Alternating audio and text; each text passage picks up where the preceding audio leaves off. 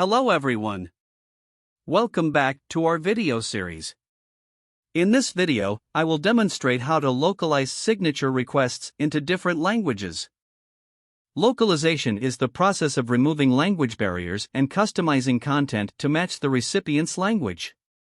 BoldSign ensures a seamless and personalized experience for users worldwide by providing multilingual support.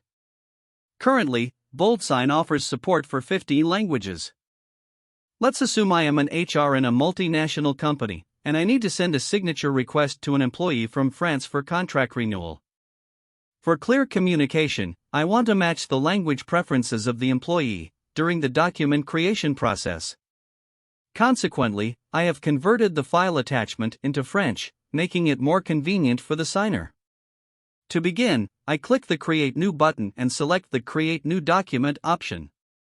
This takes me to the Prepare Document page, where I upload the contract renewal document in the Add Files section. In the Add Recipients section, I enter the employee's details and match the employee's preferred language by clicking the Language dropdown and selecting French as the preferred language. Next, I enter the title and message in the Document section in French language.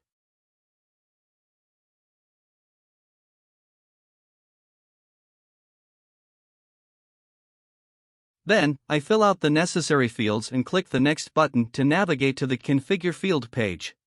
I drag and drop the signature and date signed fields to the signature and date, respectively, and send it out for signing.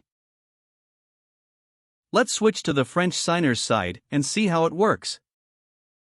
The signer receives the signature request email in French.